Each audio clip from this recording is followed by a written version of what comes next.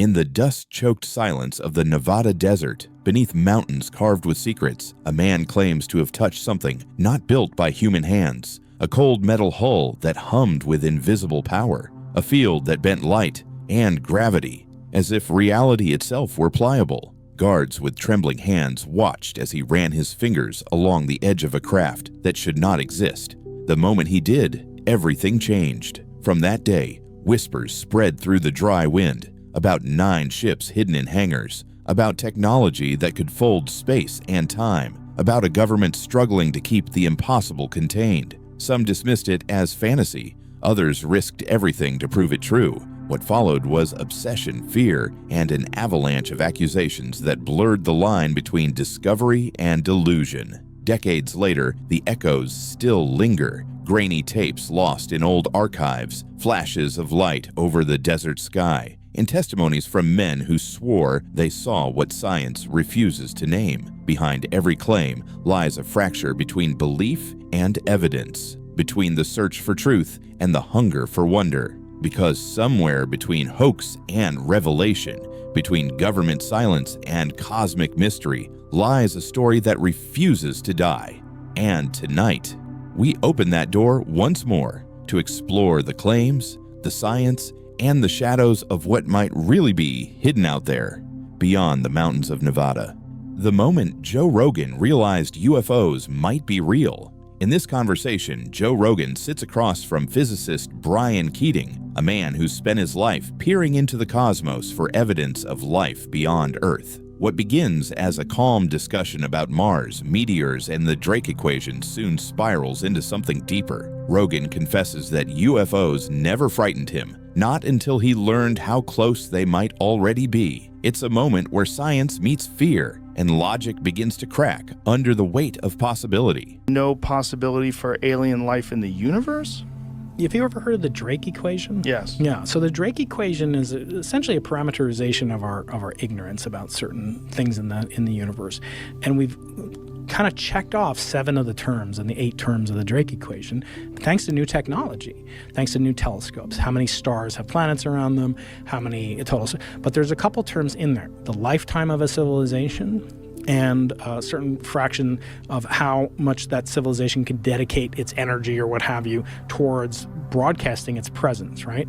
So for us to know that they exist, they have to have made technology for them to exist, and they have to exist in the first place. So how many of such objects are? That's what the Drake equation's really parameterizing. Now, I propose that you should be able to do the following thing.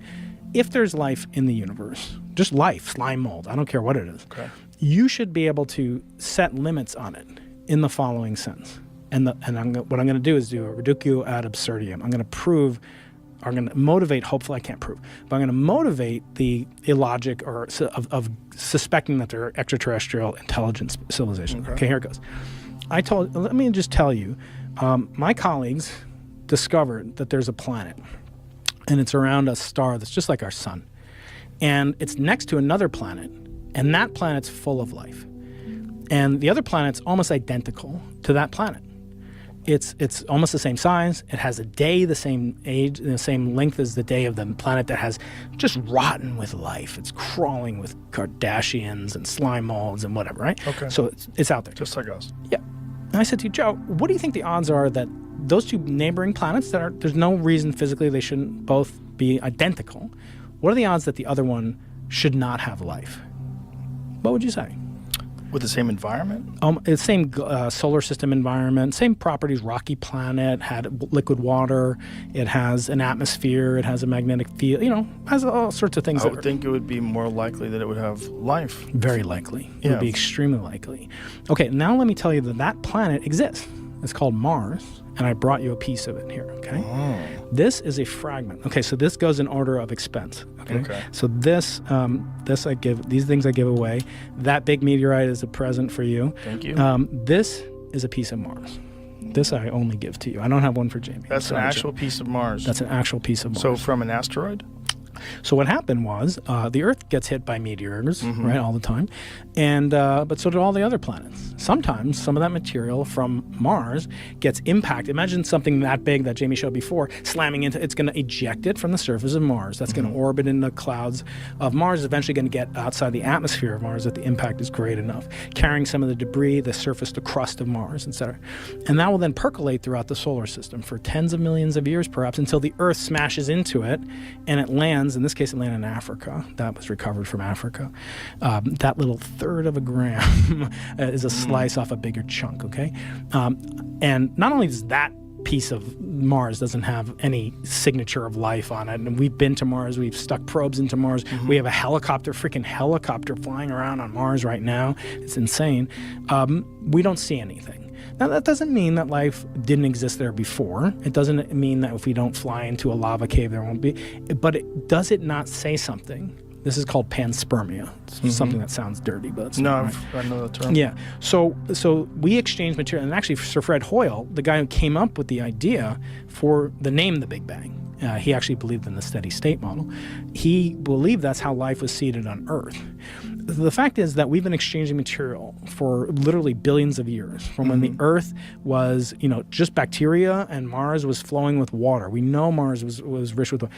Now, the fact that we don't see any, is that proof it never had? Absolutely not. But I'm just saying it's a piece of evidence. And that evidence is very hard to come by, right? It's hard to prove a negative, right? It's hard to say that, like, Mars definitely never had life. Can I stop you there? Yeah. How much detection do we have? I mean, how much technology is currently on Mars that's looking at signs of life?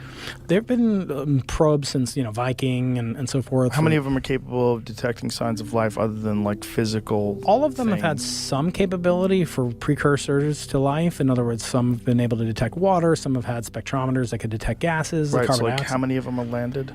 Probably 15 or 20. And Mars is, what is it? How much smaller than Earth? It's about, it's a third? little, yeah, it's a little bigger than the moon, but a lot So smaller. it seems like a lot of space that we didn't detect things on or didn't even visit. But isn't that the converse of the usual argument that I hear? There's 100 billion stars in the Milky Way. Many of them are like the sun. There's 100 billion galaxies or more like the Milky Way. So it's 100 billion squared. Right. The universe is 13.8 billion years old. So what are the odds? So usually astronomers will do calculations a following way. Instead of like asking what's the probability of that. For example, I've been to Antarctica twice. I've been to the South Pole, which is, you would just be bored out of your mind probably, because all it is like going out into the middle of the Pacific Ocean and freezing it. There's nothing to do there. The coast of Antarctica is really cool. So this is a rock from there. They have like volcanoes there. That's not for you, but that one I got to take back because that cost me $50,000. That cost you, the taxpayer, $50,000. Wow. But this you can keep. This is from the South Pole's gift shop, Joe. That's a patch from the United States. We have such cool freaking scientists, man. Our country and the world. I heard something. I was like, I wonder if Joe knows this. It's totally random, but just like, how cool is freaking science? It's pretty cool. Do you know they can measure, and I'll get back to your question in just a second. They measure like the stress levels of whales, and they can use the stress of whales to determine if like the Soviets or the Russians are testing bombs under the ocean floor. Like, what the hell? I heard this talk recently. A woman studying whale earwax. So whales don't have ears like ours that stick out. I know it would not be good for like swimming around, right? There's a lot of friction. But they have like these vestigial things because they like evolved from wolves. Like, I always thought like stuff came out of the water and that whales evolved into wolves. No, they think that wolves turned into whales. Really? Yes. Wolves? Yes. I don't know. This, Jamie Hatzfeld, because I am a total ignoramus, but this is a going theory, that whales evolved from wolves. So like most mammals, they have ears. Those ears have been covered over. And what happens to a whale is that it retains earwax. And there's earwax in the whale. The whale doesn't hear with its ears. It hears through its jawbone. And that reverberates, and that's how it senses sound. And still has vestigial earwax. They sample the earwax of dead whales, and they can measure how much cortisol, the stress hormone, is in the whale. And they know the migratory patterns of the whale. Science is, and they do some of this research in Antarctica. So anyway. That's really fascinating. But we're kind of getting off topic. I know. I want to understand how you can look at all of the variables that are possible in terms of the composition of planets, in terms of temperature, in terms of also different kinds of environments for life that we haven't encountered yet but could be real, different kinds of life, things that are very, very alien to what we perceive of as carbon-based life forms. The community thing, I think, is like a key thing. Yes. I recently did a debunk of a UFO that the Chilean Navy supposedly saw. What was that? I'm not aware of that one. It was like this thing. There was a Chilean Navy helicopter had this infrared camera, and they saw this two black dots off in the distance that looked like a weird thing, like a figure eight type thing flying away, and then it started like spraying out this stuff, and they couldn't figure what it was, and they chased after it, but it was too fast and it got away from them. And the Chilean government has an official UFO investigation team, and they set them on it, and they spent 2 years figuring out what it was, and they couldn't figure out what it was, and so they said it's a confirmed unidentified object. And then they published their findings, and then I and some other people on Metabunk looked at it, and we figured out it was actually just a plane flying away from the helicopter, leaving some contrails behind, and we actually figured out exactly which plane it was. And so this got a bit of play online, and I was on like Huffington Post and things like that.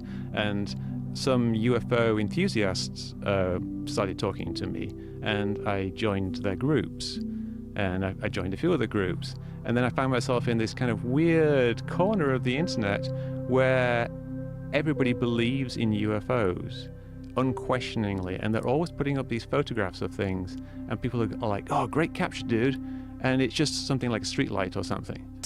But they think they have this confirmation bias, this group confirmation bias, where they can't disagree with someone, and they know they're in a safe space, so they can put out whatever theory that they like, and they know that people will be like, they're just very supportive of them. Like one that happened a couple of days ago, some woman put up a picture of a strange light that she said was in the sky, and so I downloaded the picture and I boosted the brightness, and I saw it was actually a reflection of something in a security light on a porch, and you could see it was like there was trees behind it, and it was a security light and there's this reflection.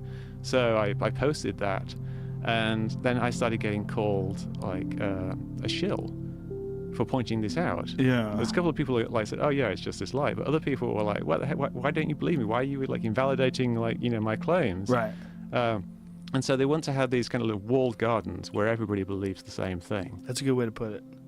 The walled gardens. It really is a good way to put it, because that is what those communities seemed like, and that's one of the things that I found when I did that television show. I still harbored a few conspiracy theories before I did that show, but doing that show for several months and constantly interviewing people who believed in outlandish things, I found the same thing over and over and over again. Illogical people with very little evidence, believing things in almost a religious way. And I found it with Bigfoot, and I found it with UFOs, and I found it with chemtrails, and I found it was just one after the other in varying stages of ridiculousness. I feel like contrails and chemtrails were the most nutty people. The UFO people seem to be the most reasonable, because it's the most reasonable theory out of all of them. The idea that we have spaceships, why doesn't someone else have spaceships? There's hundreds of billions of galaxies in the known universe, hundreds of billions of planets in each galaxy. The odds of there being some sort of a life form out there is pretty high, but there's nothing. That's the craziest thing. Like, the more I talked to these people, the more I went over all their evidence, air quotes evidence, the more I asked them why they believe things. There is nothing. There's not a goddamn thing that you can put on a scale. There's not a thing that you can weigh. There's not a thing that you can measure. There's not a thing that you can look at a photo and go, wow, that's compelling. There's not one. It's just an idea. And that idea is that there's something in the sky that flies around that we, either might catch if you're there, the right place, the right time, or not, and that they're from another planet. But yeah, if you look at what they put forward as the best evidence, it's often like it's nothing. Cases from the 60s where there's an eyewitness who said something, like there was some guy on a road who says he blacked out and his car got messed up. It's always that. From the 60s. Well, that's the other thing, that I know too much about psychedelic drugs, and I know about endogenous psychedelic drugs, the brain producing this chemical called dimethyltryptamine that happens when you're sleeping. Now, they've proven that this stuff is produced in the liver and in the lungs, and they believe it's now, they've got evidence that it's produced in the pineal gland. It's a very potent psychedelic drug that your brain produces, and your brain produces it during REM sleep. So these people, they all take naps. And during these naps, they have these crazy fucking dreams. And it's entirely possible that during these dreams, what happened is they got some endogenous DMT dump. Whether they were under stress or whether they just had an erratic dump of this human neurochemical that entered into their bloodstream, whatever it is that caused it. All these fucking UFO abductions, all of them, like almost exactly happen at night. And they happen while these people are sleeping. Like, wouldn't you just assume that you were dreaming? Like, Yeah. why wouldn't you assume you were dreaming? Yeah, I used to have these kind of night terror hallucination things, which were kind of like that. Yeah. And it was always the same type of thing. It was like a giant spider Oh. coming down from the ceiling towards me. And you couldn't move? I was like, frozen for a second, and then I would jump out of bed and turn on the light and like look for the spider. And it's happened all the time. Like, and I knew because there was no spider that it wasn't real, but I could see if someone was having a different type of hallucination that Right. seemed a bit more real, and then it came in between sleep cycles for them. Then totally, you can see, because it seemed completely real. Yeah. Like I used to have them all the time, and it was always like, it was horrible. It was this like giant, really realistic spider, and it wasn't like I was dreaming somewhere else. I was in the room, and I could see it like I was seeing something crawling across the table right here. It was this hallucination. I don't really get them anymore. I don't know what it was. My brain's fixed itself or whatever. But Well, it's probably a lot has to do with being young and confused and hormones and nerves and then also like your brain starts filling in the blanks. If you don't have a very good understanding of the universe, your brain, your imagination runs wild. It was very confusing to me doing that television show, and it really changed me a lot. And it changed me to the point that people started accusing me of being co-opted by the government. That the government threatened my family and told me to stop talking about conspiracies. And then the idea that I wouldn't say that if that was the case. Like, you don't think I would fucking tell everybody if someone threatened my family because I was talking about UFOs? I'd be telling everybody. I'd be like, hey man. Yeah. I would tell all my friends. I'd be like, dude, they fucking threatened me because I was talking about UFOs. This shit is real. Hangar 18, Area 51. I think there was a paper a while ago published on like how many people it would take to cover up certain conspiracy theories, and the probability of none of those people ever talking. Yeah. And it's just ridiculous. Like, you can't have tens of millions of people in on a conspiracy about it. What do you think happened at Roswell? I think, Roswell, New Mexico, that's the big one. Yeah. July 1947, I think a UFO crashed. Yeah, I think it's what they said it was. It was that those balloons that they were using to detect Russian nuclear bombs in the atmosphere, and it was a secret program, so they weren't allowed to tell anybody about it. So they came in, they picked up the remains of the balloon, and then the story just took off. That's a funny one, though, boy. That's made a whole town famous for UFOs. If you go there now, they have like alien-themed gift shops. They're milking it. It's like you said Yeah. earlier, like people make money out of something, and then they get stuck into that. So because they're making money out of it, they're motivated to promote whatever it is, if it's Bigfoot or if it's aliens. Have you ever seen anything in all of your years of trying to debunk these things that made you question whether or not this was a legitimate phenomena? What, the chemtrail thing? Anything. UFO, chemtrail, Well, the thing is, Bigfoot. like with UFOs, there's always things that you can't explain. There are things that are unidentified, but there's usually plausible explanations for them. Right. I like to, whenever I'm given something like a mysterious thing, I like to list all the explanations that I can think of. And maybe none of them are a perfect fits that you can guarantee this is what the explanation is. But like it being like a ghost or an alien spacecraft as an explanation is usually pretty close to the bottom. Like you start out saying, oh, it's a balloon, or it's a bird, or it's a drone, or it's CGI, or it's it's something somebody faked afterwards, Right. or it's an alien spacecraft. Or in between that, like, oh, it's something else that we don't know what it is. Is there any evidence, like in terms of UFOs, that's interesting? I haven't, to be honest, I haven't really looked into the whole sphere of UFOlogy.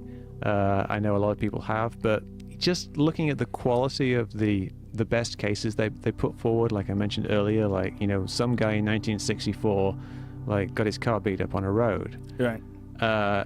These are like top 10 best cases, and this was like number 2 or something. What about Bob Lazar? You ever look into that guy? I don't know. Which was he like? Bob Lazar is the guy who abductee? supposedly worked at Area 51, and became a whistleblower.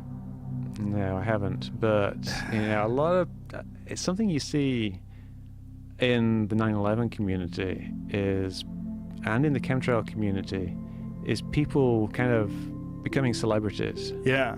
And then they kind of start going on road shows, and they go to conventions and they speak, and then they write books, and then they start doing things, and they. There was a great piece. There was a great documentary on hypernovas that I watched once, and when they first started discovering hypernovas, they thought that there was aliens having war in the sky, Right. because there was explosions that were taking place in far distant portions of the universe, and they were like, "What is happening? These are happening on a regular basis."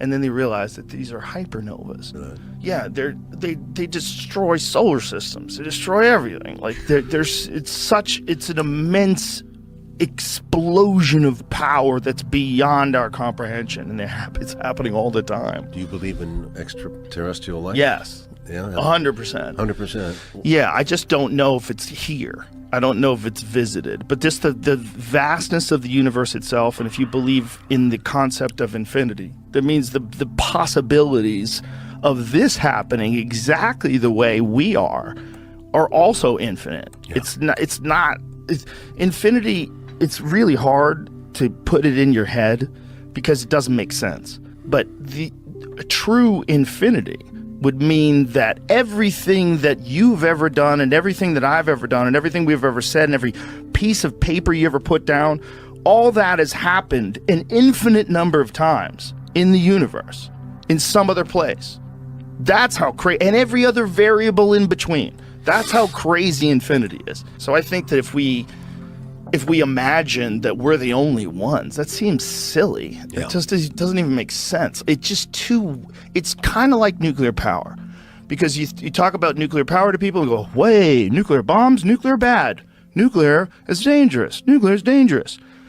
I think we think that way about aliens. Because I think there's been so many kooks that have had so many fake stories and so many doctored photos, and everything's blurry, and just weird people that probably lied, and then compelling stories that are really confusing, like really intelligent people, like Commander David Fravor, who was a fighter jet pilot in 2004 and encountered this thing that they tracked going from 50,000 feet above sea level to 50 in a second. I think I saw. Was there a clip? There's video of this. Yeah, thing. I think I saw. Yeah, there's a video of this thing. They tracked it. They think it was interacting with something that was submerged. They were as it closed, and then this thing, when it jetted off at this insane rate of speed. First of all, it blocked their tracking. It blocked their whatever the radar or whatever sensors that they were using, and then it shot off at an insane rate of speed and stopped at their cat point, which is the point where they had the predetermined point where they were going to meet up in this exercise that they were doing. And this thing went to that spot, and it was 20 feet long and looked like a Tic Tac. And it was just hovering Tic Tac. What's like a Tic Tac, like a candy, like a little white Tic Tac candy. So they call it the Tic Tac UFO. When I talk to guys like that, I go, well, if it's not a UFO, if that's not from another planet, that is maybe more scary than if the Chinese have something that's that advanced, that can move like that. Is this some new type of technology that might be available to the probably just like the high-end military applications that they're using for drones and all these different propulsion methods? If they've figured something that crazy out, it's kind of game over. If they can go 50,000 feet above sea level to 50 in a second, Yeah. like what is that? If they wanted to use it, they would have done it by now. Perhaps. Or perhaps it's an alien. Well, or a probe from some alien planet, or to something non-biological. Maybe they've gotten past the necessity of biological If you're an life. alien, wouldn't you want to visit this place and 100%. share with the culture? a bit? No, definitely not. Why not? The same reason why. Did you watch Chimp Empire? Who? Chimp Empire. It's this amazing documentary series that's on Netflix right now. And it's about these embedded journalists who document chimpanzee life in this part of the very deep in the jungle called a place called Ngogo. And it's incredible because the scientists that laid the groundwork for this documentary, they've been studying this particular group of chimpanzees for 30 years.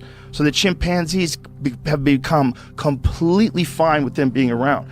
They have like rules of interaction. They have to stay within, I think, 20 yards of the chimpanzees at all time. And as long as they do that, the chimpanzees behave as if they don't exist. And they enact in war, they kill monkeys, they hunt, they defend their territory, they take over new territory, they do all this stuff in front of people, but they don't interact with the chimpanzees and they don't interrupt their life. I think that's what the aliens do with us, because that's what we do with intelligent primates. Why would you do any different if you were an alien? I think if I was an alien life form, I would make sure that the chimps don't blow themselves up. Like if chimpanzees and Ngogo, if all of a sudden they've developed TNT and they start soldering and they're building bombs and they're planting, okay, hold on, fellas, you can't blow yourselves up. You can't just be blowing the jungle up and starting fires. Let's stop. If I was an alien life form, I would treat human beings the same way that I, as a human being, would treat chimpanzees if they started developing bombs. I feel like we need to get the bombs away from the chimps. Mm-hmm. I would, if chimpanzees developed like missiles and they started shooting missiles at each other through the jungle, don't you think we'd be like, hey, cut the shit? You're not even people. Only people are allowed to kill people like that. I think if alien life forms do exist, I think the most likely strategy is the one that we use on higher primates. On lower primates, rather. We don't interfere. We observe, but the true scientists, they just sort of stand back and watch. Mm-hmm. And the chimpanzees don't seem to have any problem with these people being around. Occasionally they get curious, and when they start walking towards the person just keeps backing up. And as long as they stay a certain distance, the chimp loses interest. It's really weird. You just can't eat in front of them, ever. And you just can't ever like raise your voice. You can't behave in a threatening way. And they just interact with the chimps. And this documentary is coming up. It's out right now. It's out on Netflix. It's called Chimp Empire. It's fantastic. Okay. It's really fantastic. But we're learning too much too fast. My point is, like, I think that if there are aliens, I think they would do the same. I think they would just watch. Just make sure we don't blow ourselves up, watch, and maybe, let us know occasionally that we're not alone. That's what I would do. I would like, just like the scientists had to slowly habituate themselves to the chimpanzees, they had to slowly do it. They did it because at first the chimpanzees ran, and then they had to figure out some sort of way that they can just be around them enough that the chimpanzees relaxed. And as soon as they realized they were never a threat, and then generations of them realized they were never a threat, then they could do the work that they're doing. It's pretty wild stuff. I think that would do that if I was an alien. I would just sit around and watch.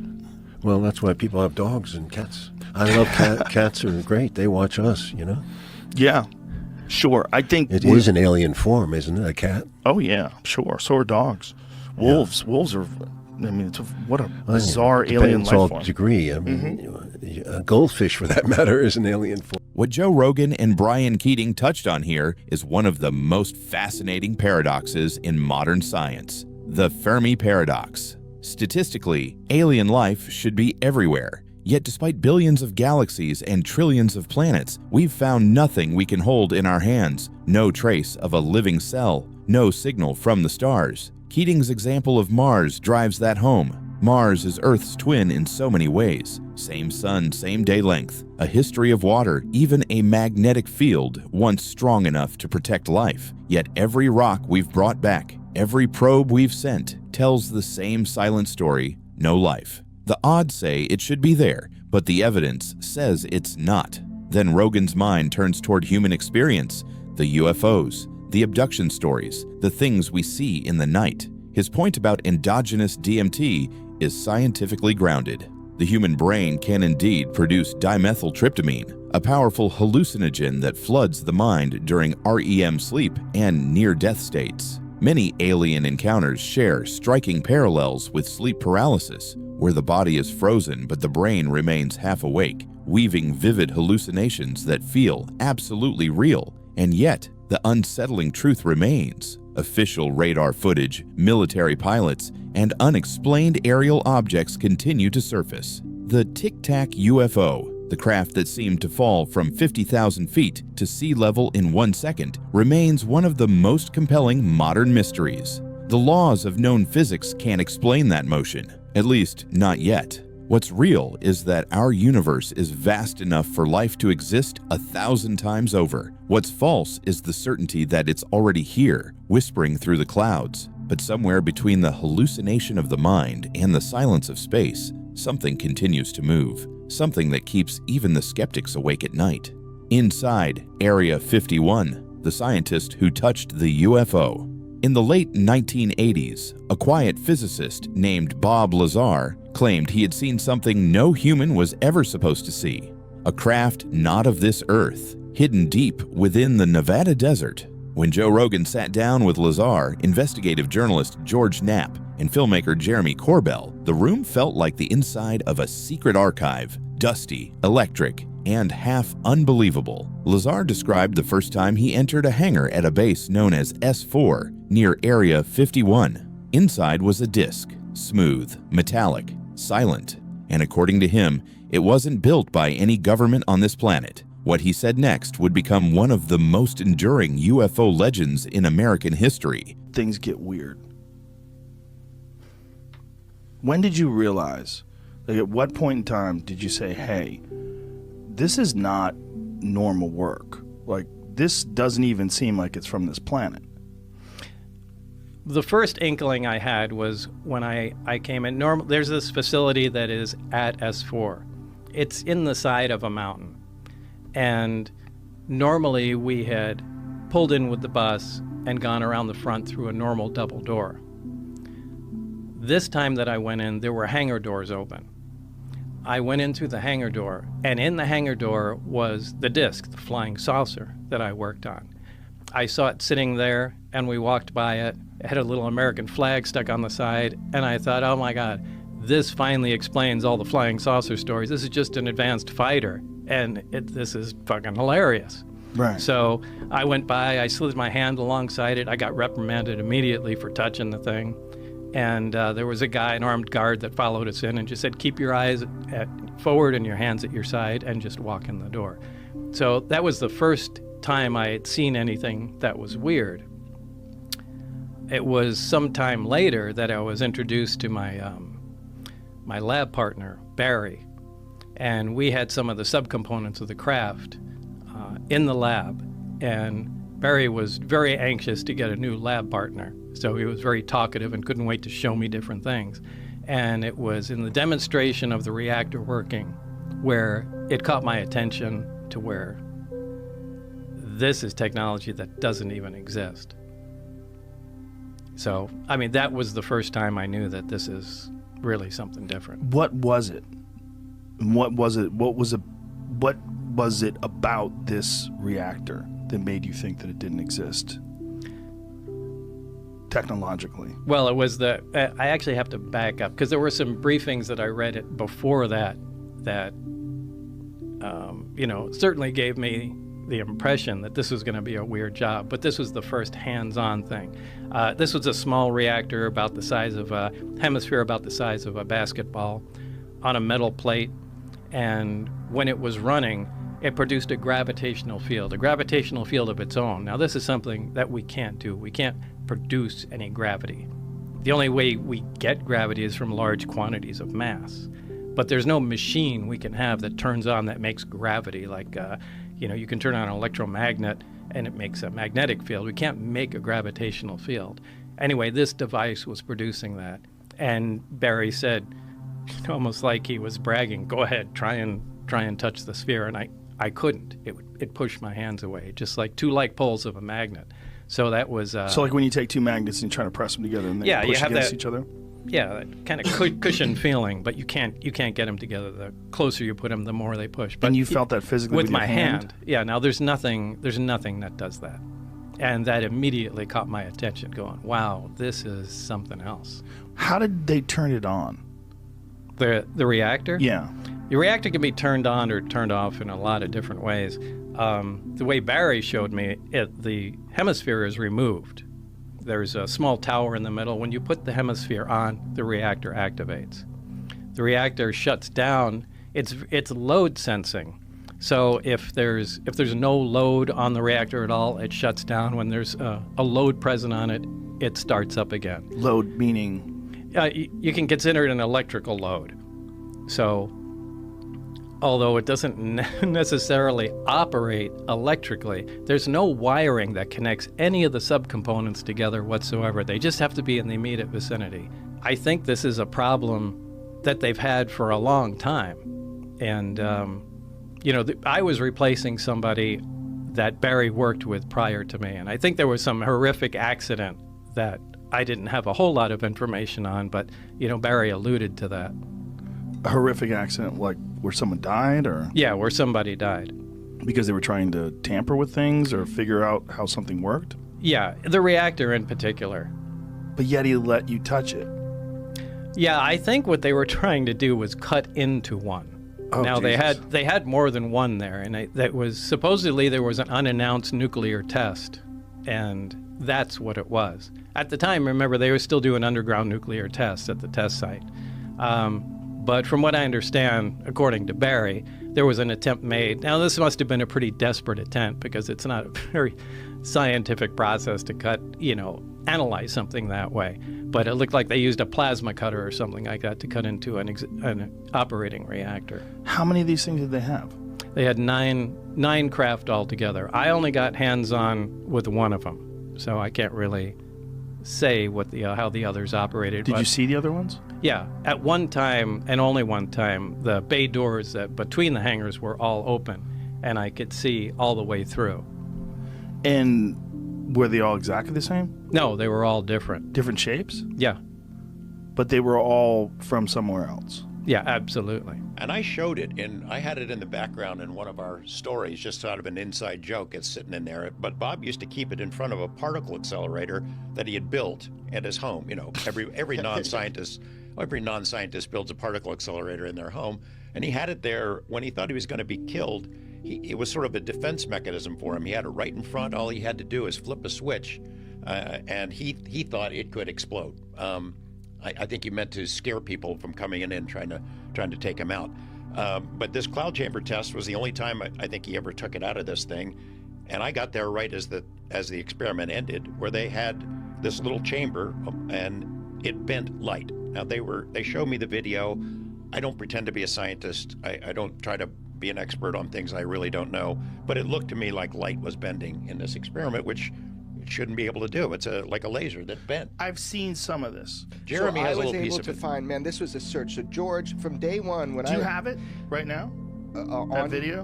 On me, it's in my movie. Right. Okay. Yeah. Okay. So, but basically, what happened is, it's so annoying. I'm like, you guys have footage of this, because Bob never filmed this to put out to the public. It was to show his friends, like taking them to the test site, show them the saucers. It was so his friends didn't think he was fucking crazy. So they film it, and lo and behold, they give it to George. It's in a brown case. It's somewhere in his archives. I've sorted through his whole damn house, man. I can't find this tape. So then I asked Bob, is there anywhere this could be anywhere else? This is important footage, Bob. And I find it sandwiched between two Golden Girls episodes on some tape he kind of recorded over. So I got out to the public, 17 or 30 seconds of this cool down phase of the test. Is that online anywhere? It's in my film. I can put it on. Right, there. But is it online? Has anybody taken that? I got it. No? I found it in these old tapes. They couldn't Right, but find. you know how people take little things from movies and sometimes. Oh, put it online. maybe somebody has, Could but be. I'll post it, man. It's Okay. cool. It's cool. It doesn't. But Bob says he's so unimpressed with everything. He's like, Jeremy, that doesn't show the cool part of the test. It's just the cool down period. And I'm like, well, it shows that you filmed this with your friends back then, and that at least you believed you had 115. So what I have in the film, it's not definitive proof, but it shows that they weren't lying, that they filmed it. George was there. Bob would just assume that goes away, that people not talk about it. Is this it? Yeah, That's it. That's it. Jamie's the best. Jamie. Wow. So what's happening here? Explain. This looks like he's growing a plant or some shit. What is Right. this? So this is why Bob was so unimpressed with what I found sandwiched in his personal home videos. That's the disc. That's the top of the disc with Okay. a cross on top. Yeah. So he was trying to show his friends, like today, if you had a laser pointer. So here's the the cloud. cloud. You could look at it over there, Jeremy, if you don't want to turn around. Oh, got it. So if Bob had a laser pointer back then with the principles of the 115, which he did get out, and he does where's not. the 115 in this image? Inside of that disc. the clamshell, inside of the puck. So that's that surface. We're looking at the surface of this clamshell. That's the top of this thing. Okay. Yeah, and so he'd have it in there. Now the whole sensitivity for him is there's real world implications. If he's telling the truth to us about it, I don't understand what I just saw though. I didn't see anything. You didn't see it bend. You don't see it. Replay that again, James. It's the only piece of the tape that still exists, but it's not the key part of the. all it shows, Joe, is that they filmed a home experiment back then. He demonstrated for his friends how light was bent by the material itself. I understand that, but I'm not seeing that. You're here. not seeing So it. this This is not- the only piece of the tape that still exists, but it's not this central piece. Was this in the film? Yeah, it was briefly. I didn't highlight it because it was like I But didn't. I'm not seeing anything in this. This is what's confusing to me. This seems like nothing. Like nothing's going on at all. Right. That's the point. Is that he has a long version. George, blame him. Yeah, man. it's my fault. No, but I understand. But why is this in the film then if nothing's happening? It was a splash over when he was talking about 115. He doesn't like talking about how he got it out, but it was like a Easter egg. Jeremy wanted to demonstrate that the recording did exist at one point, but that's the only piece that's left of it. I'm the guy who got the tape. So you got a full tape. I got you the just full don't know tape. where it is. I have no idea. Is it in your house somewhere? I doubt it. I mean, I've looked. He's looked. I've looked. Where could it be? Dude, you should see his house. Yeah. Joe, I looked for years, man. I went through, made him take and digitize all these tapes. I took hundreds of tapes and digitized them, looking for this little 2 minutes. That seems like a big deal, though. Yeah, it's a really how big could deal. You lose that? I mean, I've got thousands of tapes I from that understand. era, and I have saved them all, and I've moved them around, and then I use them in different productions. I can't find it. I know that is very unsatisfactory for people, and I've been accused of making it up or It's lying actually or very hiding it. appropriate considering the history of this stuff. Yes. It's kind of funny. Frustrating as fuck, man. Of course, but kind of funny. The aftermath of Bob coming forward, of course, it messed with his life in a big way, and he was not all that much of he was sort of a semi-recluse anyway, but the stuff that goes on here, even 31 years later, you know what it's like, these fanboys. He's got people that got the Bob Lazar disease really bad, and they still deal with him. They spend their days now, all these years later, focusing on Bob. 2 weeks ago, somebody put something on Twitter. It was an interview. These guys had gone to New Mexico to find people that had worked with Lazar a long time ago, and then tried to dig up dirt. Hey, do you remember working with Bob, or you knew him back then? Yeah. Did he have teenagers working for him at his photo shop? Yeah. You ever seen anything weird with him and little girls? No, the guy says. And then the interviewer says, well, we heard that he tried to solicit a 14-year-old girl to work at a brothel. And then they put this, the guy says, I don't know anything about that. They put this on Twitter with the headline, Bob Lazar solicited 14-year-old girl to go into prostitution. So who's doing this? Just some Guys online trolls? People who've got it bad. And there's so many of them that every day they post something about Bob Lazar. It's Really? every day. Oh my God, dude. Well, I think UFOs attract a certain percentage of schizophrenics. Totally. But Yeah. this is like so horrible, the way that his story, I mean, I've never seen it like this. I get it. Because I did a film on Bob, I get death threats because of Bob. That's his life every day. You know, I had a military guy who I had asked years ago about disinformation. You know, do you guys have to seed disinformation out there to discredit the UFO story? He said, we don't have to plant anything. The UFO people do it all to themselves. I mean, they're nuts. Yeah. I got a PhD in ufology, in essence, by working on that story and then subsequent stories, because the public had reacted in such a way.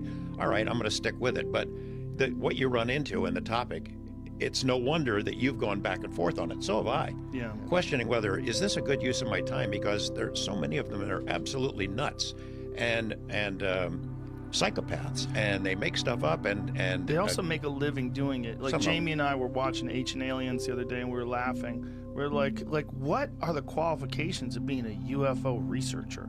Like, you don't have to have a degree. You have to be a bullshit artist who's willing to get on the History Channel and talk about UFOs. Like, literally, you just have to know a few facts that you could spit out. And some guys were clearly reading off of a script. I'm like, this has got to be the lowest bar for, like, in terms of, like, what does your son do? Oh, he's a scientific expert on the History Channel. Amazing. You know, but what is he really? He's a fucking UFO researcher. Well, what does that mean? It just means he's a guy who's into UFOs who can string words together in an appropriate sentence that seems like he knows what he's talking about, and so they put him on TV. And when I did that sci-fi show, Joe Rogan Questions Everything, I lost all my faith in UFO research. Yeah. And I brought it back because of your documentary is what brought it, and Dave Foley, because talking to Dave. Fucking love Dave. I love Dave. Yeah. But he's so into it, man. I'm like, really? He's like, you got to look into this. You got to look into that. You know, he's telling all these things. I'm like, all right, one more time. Here we go. And then when I watched your documentary, I was like, holy shit. I'm then so it glad. really rekindled my thoughts about Bob Lazar because I remember being really interested in it in the 90s. The topic itself discourages serious inquiry by journalists, by scientists, because you have to wade through so much crap. You know, 95% of it is total crap. Or it is honest misidentifications of prosaic objects. But that 5%, it's really interesting. And it's why the government is now, you know, looking into it once again. Yeah, it is really weird to see the government looking into it openly. That's what's strange. Like the fact that they're like, the younger version of me would be like bracing myself for contact. I'd be like, it's coming. If they're talking to us about it now, because my thought was always like, they probably, if UFOs are real and aliens exist, they have been in contact, they probably don't think we can handle it. So they probably want to keep us as calm as possible and just dismiss everything and go back to work, go back to sleep, do what you got to do, don't pay attention to this is all nonsense, and that's what most people do. But when the government is actually openly discussing the fact that they not only have been studying this, but they have some video footage of some things they cannot explain, and they're saying this just out in public in legitimate, recognized publications, newspapers, television shows, it's weird to see. Very weird for me. Now it's 33 years that I've been chasing this, and I don't want to talk about me, but I mean, I become the UFO reporter, whether I like it or not. I'm not the UFO reporter. I'm a reporter who's interested in that. The UFO stories I've done in all that time, it's been a lot, but as a percentage of all the reports that I do, it's small. Right. I'm a news guy. I chase bad guys mostly for the I-Team, but those UFO stories have gone all over the world. The UFO field is so polluted with liars and exaggerators and fast buck artists and people who appropriate the story for their own political agendas, to make money, to get attention. It takes 90% of your energy just to wade through the crap and get to the hard facts, and there aren't that many of them, and to figure out who's telling the truth, who's reliable, who's honestly trying to pursue the story and get to the truth. It's a task that is difficult, and I don't blame other journalists for not giving it a fair shake, because it's not something you could do in a week. I remember saying to myself, this is how cocky I was in the beginning, is, I'm reading these UFO books, and boy, this field is a mess. But there is some good information in here. Give me 6 months and I'll have this figured out. Well, there's 33 years later, I know less than I did now. I know I have a lot more facts in my head, but all the big questions, we don't have answers to them. I don't think anybody does.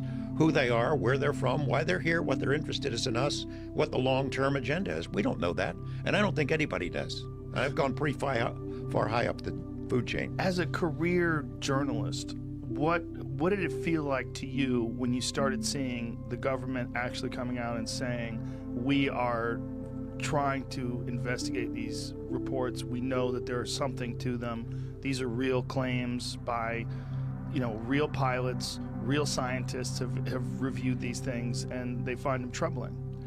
It's a mix. The most immediate reaction is astonishment, because of all the years I'm chasing this. Everywhere you go, you run into brick walls when dealing with the government. That's really what got my attention and where I wanted to focus, because I can't go out and wait for UFOs to show up, although I've done that, but I wanted to follow the paper trail. The government has this whole big, long history of documents that they exchanged, reports, memos, incident reports about UFOs before the Freedom of Information Act became the law of the land. And they're very candid with each other. They're not that way anymore. They hide stuff.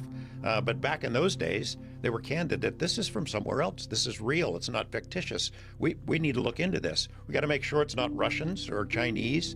And we have to figure out who's got this technology, because we don't. It's not ours.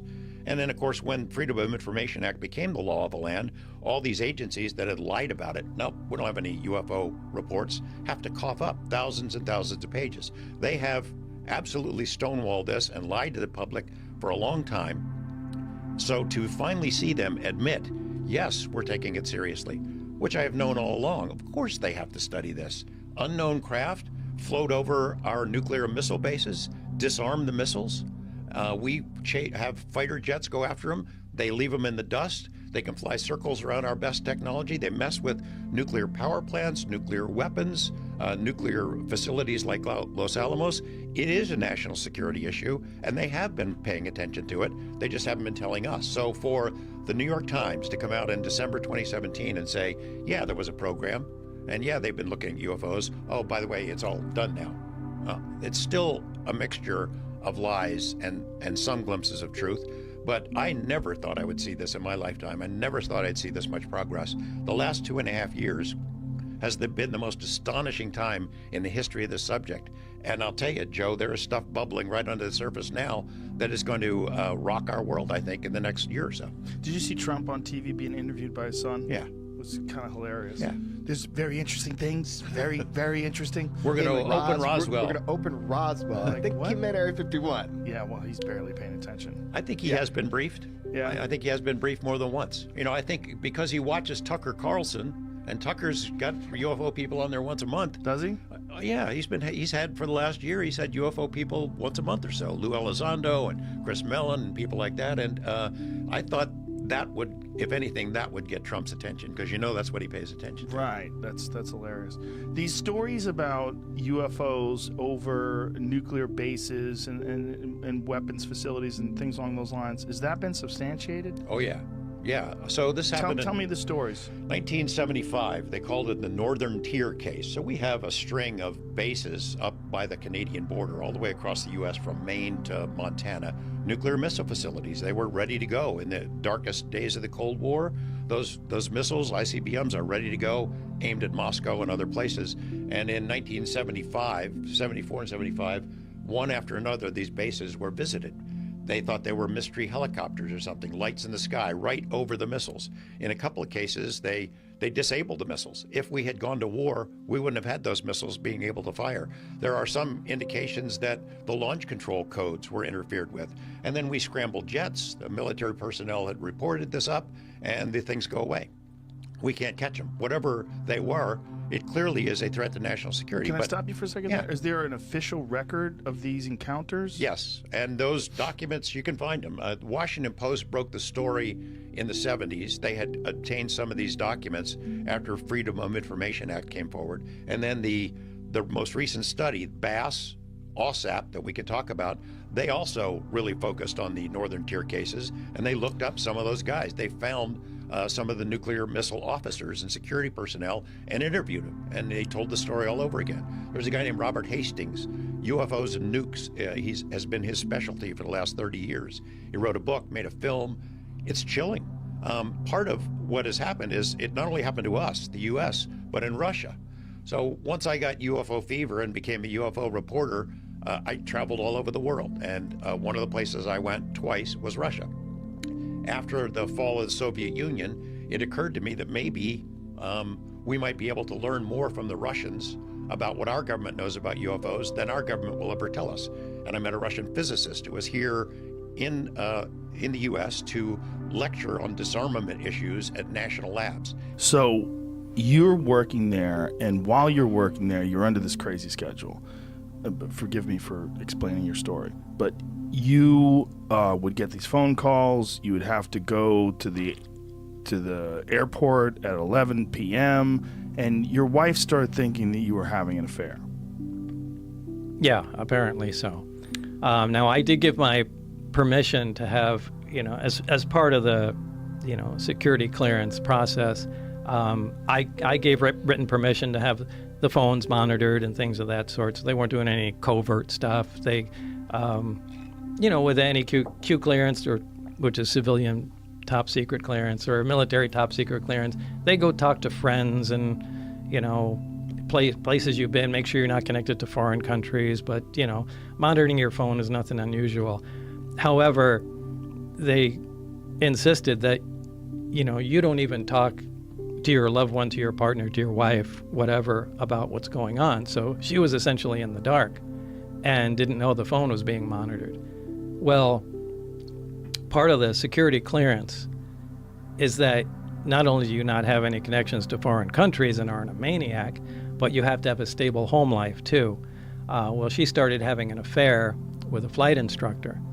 Now, they were monitoring this on the phone, and they knew it and I didn't. So they stopped me coming in, and their attitude at the time was, we need to see how this is going to play out and if Lazar is going to get a little weird or anything. So let's just, hold him off from coming in and, see what happens. And they explained this to you, what was happening?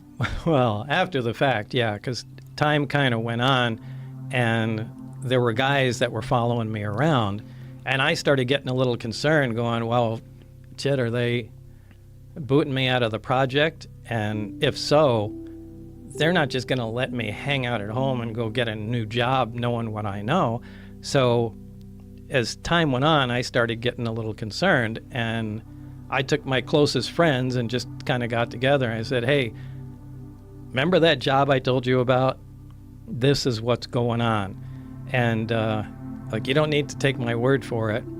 Wednesday night, we need to all go out here. I want to show you what's going on. So I took everybody, and we went out to, remember, since I had the test flight schedule, and went outside the base, out into the desert, and so everybody could see, one of the high-performance tests.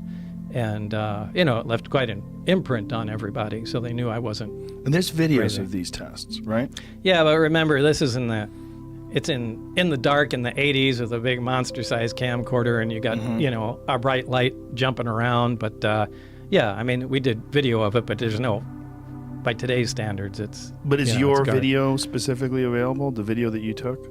Yeah, well, George Knapp has it. Is it I give online? it to him. Do you know? I have no idea. Jeremy? Yeah, I show clips of it in my film. It's Right. it's online, and someone did a deep analysis of it. It was interesting to take a look at how... Pull this microphone up to your face. Keep it about a fist from your face. All right. To see how his video looks now, but as far as video evidence, we are talking 80s camcorders. The most important thing is the human story here. Everybody that he took up there on 3 separate occasions, they don't all like each other. They don't all talk. They all agree on one thing. They saw something that night at the exact point in time and space that Bob Lazar said. And remember, this is 17 miles south of Area 51. No one even knew really about Area 51. We're talking Papoose Lake, and they all agree. They saw something that night they had never seen before, and they've never seen since, right when he said it. So that's one of the 6 things where I'm like, how did he know? You can dismiss him. I tried to dismiss it. But some things we can't get around, and there's about 5 or 6 of them. How did he know about those? If Jamie wants to find that video right now, what would he look under? Bob Lazar, UFO, S for Area 51, just kind of like that. So it's like the S for UFO video, Bob Lazar, and a guy does an analysis, but you're analyzing these 80s videos. Right. He from the very beginning, Bob never said, I have proof of my story and I'm going to tell the world.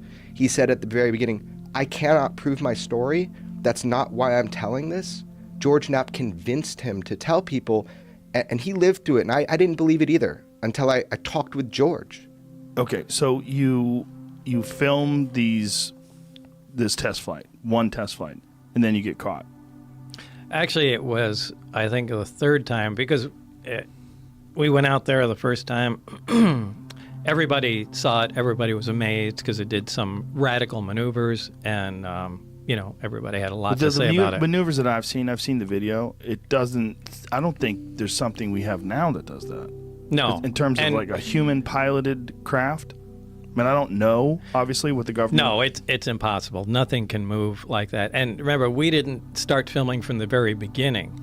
We were waiting for something, to happen. The craft took off and then came flying at us, stopped, turned at a right angle, flew back, and then, after it did some, amazing stuff, we to get the camera, and then we started filming. So it doesn't have all of it on there; it just has some. The way I describe it to my friends, when they said, "What does this look like?" I said, "Take a laser pointer, and then have a wall, and then move it around the wall." How it moves around the wall? It doesn't seem like it has anything to do with inertia or physics, or it's not impeded in any way by the atmosphere. Yeah. That's what it looks like. You're essentially separated from reality. As crazy as that sounds, with being in case its own gravitational envelope, inertia is not going to affect it. And this is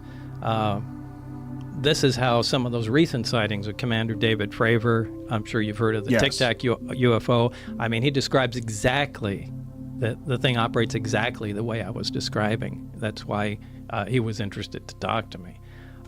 But we saw this, and on the way home, it's like, hey, we got away with it. We should try it again the next test flight day. So this became a thing to do. And I think it was on the third time that we got caught. I mean, we started becoming a little careless. I think we took a motorhome out there. And, I mean, it was like the stupidest thing you could possibly imagine. Started tailgating. Yeah, it was ridiculous. And again, you're in your 20s.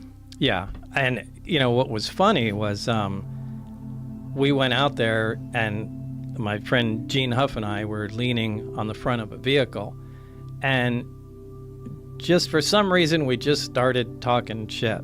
Like, well, I hope they realize that, I don't remember what we were saying, but, that it's something about attacking the base or something along those lines and stealing the craft or something like that. Something crazy. And then about 20 feet in front of us, we see a little green light fall on the ground and roll to us. And unbeknownst to us, now it's pitch black, you can't see your hand in front of your face. There were a bunch of guards standing right out there, and they had a night vision scope where they were like from here to the wall looking at us, listening to us, and the guy dropped it, and the scope rolled over to us, and you could see the green screen. We turned the lights on, and all these guys are there. So it was... Whoa. Yeah. So we did incredibly stupid stuff and got caught, as we should have. So when they catch you and they bring you in, then what happens? Well, I went in for debriefing. The following day, I went to Indian Springs Air Force Base, which is kind of a defunct base that they used to use at the nuclear test site. And this is when they brought out the transcript of the phone call with my wife. And, they sat me down and we said, when we meant to keep the secret, we meant you can't tell your friends, right? And it just being sarcastic and trying to. Mm-hmm. And then they got real serious. But this is where they, took the transcript out and were reading me what my wife and, our friend were talking about. And I don't know, it was a hard time. So what happens from there? What do they do with you? Why don't they arrest you? I don't know. I don't know why. I'm not sure they knew what to do, but they did let me go that night, and I went home. And this is kind of when the most stressful part started. Because you're realizing that you're being monitored. Yeah, 24/7. Now I know not only am I being monitored, but now I know I'm in trouble. And it wasn't a short time after that I contacted, at that time the only investigative reporter I had heard of in Las Vegas was George Knapp, and told him some of the story because I had no idea what the hell was going to happen at that point. So George Knapp tries to dissect your story, tries to find holes in it, tells it, puts it online, and makes everybody aware of it, and that's how I found out about it. Yeah, to make a long story short. Yeah. What happens, to really make a long story short, what happens from there on? I mean, do they contact you and say, hey, Bob, it's probably a good idea if you shut up? Oh, Did they try to label you as crazy? Was there... There were a lot of things that happened at, between that point. I'm leaving out a lot of stuff to fill in the story. We'd have to go back to Los Alamos and well, I really don't want to talk about that. The top secret weapons stuff that you were working on. No, I'm talking about the 115. Mm-hmm. Well, I don't know. I have to think about how I'd... What is the problem with this? I don't want to get myself into more trouble by admitting something. So I just have to dance around a couple. He was rated just during the filming of the movie. People thought it was the made movie's up. great, by the way. Thanks, Joe. And it's on Netflix right now. What Bob Lazar describes, a craft powered by a mysterious reactor producing its own gravitational field, would rewrite physics as we know it. Gravity has never been generated by a machine. It's produced by mass, by the very fabric of space, bending under immense weight. If Lazar's story is true, it implies access to a type of technology beyond anything publicly known, what he called Element 115. Here's the truth. Element 115, known scientifically as Moscovium, does exist, but it wasn't synthesized until 2003, over a decade after Lazar first mentioned it. And the version that exists in laboratories today is highly unstable. It decays in less than a second.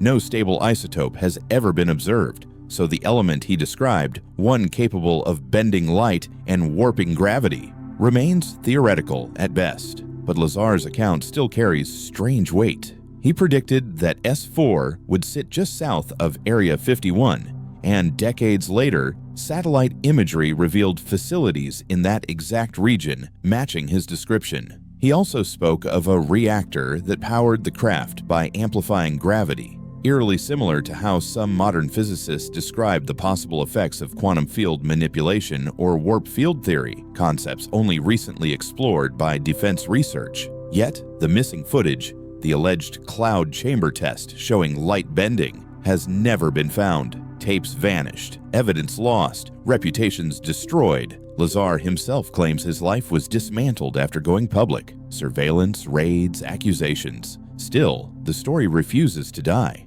George Knapp, who broke the case decades ago, says the real problem isn't the science, it's the noise. For every genuine mystery, there are 100 false prophets, grifters, and fanatics muddying the truth. But in that noise, sometimes a real signal hides. So what's real? The government did run black-budget aerospace programs in the Nevada desert. They did test advanced propulsion systems. They did keep it secret. What's false? That we've confirmed extraterrestrial origins. No verifiable data, no parts, no materials, no physics paper has ever proven Lazar's craft existed, and yet the timing, the knowledge, and the precision of his story keep it alive, like a whisper that refuses to fade. Maybe he lied, maybe he saw something he couldn't understand, or maybe, just maybe, the truth really is sitting in a hangar in the side of a Nevada mountain, still humming quietly, waiting for us to catch up.